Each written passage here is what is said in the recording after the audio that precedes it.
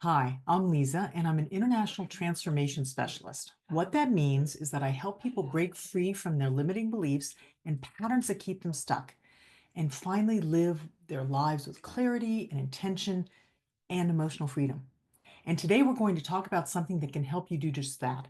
And that is to understand why we keep reliving the same emotional experiences, even when we think we've moved on.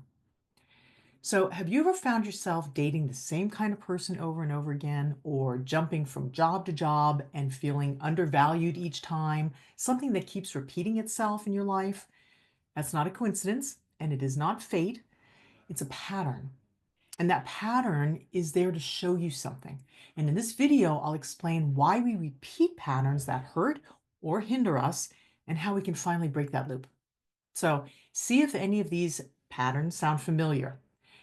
If you find yourself repeating the same relationship dynamics, and even maybe within the same partnership or with different people, or you're attracting the same type of conflict, whether it's with coworkers or friends or family, just keeps happening.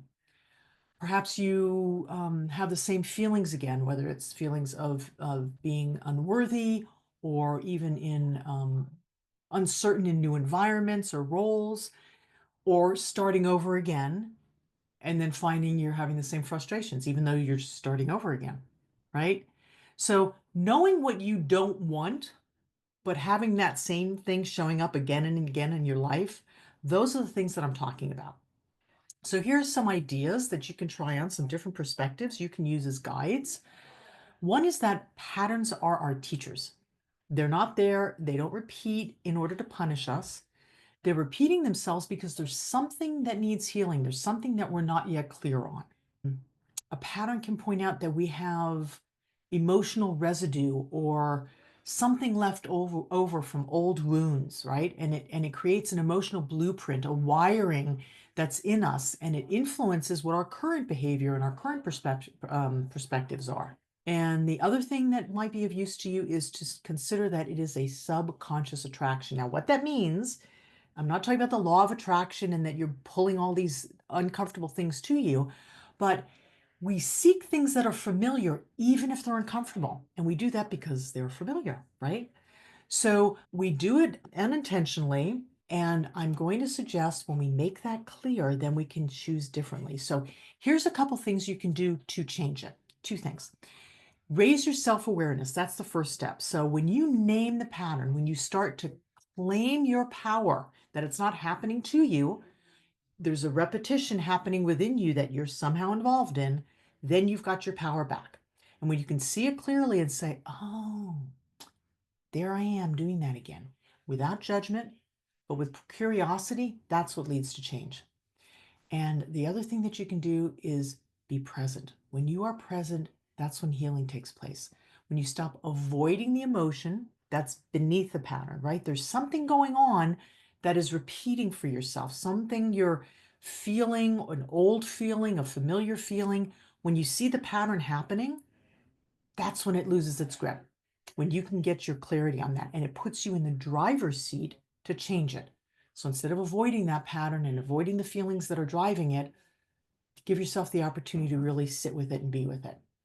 So there's one thing you can do. I'm going to invite you to one action, and that is to journal. So here's one journal prompt that you can try on. Think about just one experience that you've had more than once, something that's repeated itself that has either felt draining or disappointing, whether it's big or small, yeah, whether it's personal or professional, something that just keeps happening. And write it down. Take one example of it. Write down when it happened, who was involved, where you were, like some of the circumstances, and most importantly, how you felt in the pattern and as a result of the pattern, and what belief you had about yourself that that experience reinforced. So they say it again, the circumstances around that experience, a repetitive experience, how you felt during and as a result, and what belief it enforced about you, right?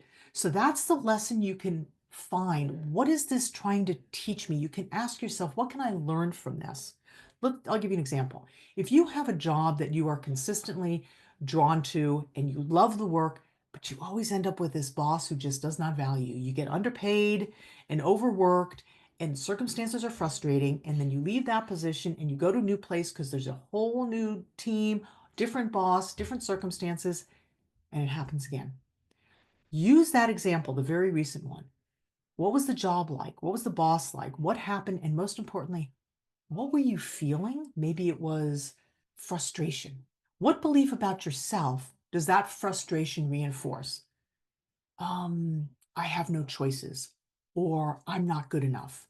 Whatever belief that is, that's the pattern. And so we create circumstances that keep feeding that pattern unless we examine it and we make it intentional. And that's what this journaling prompt can do for you.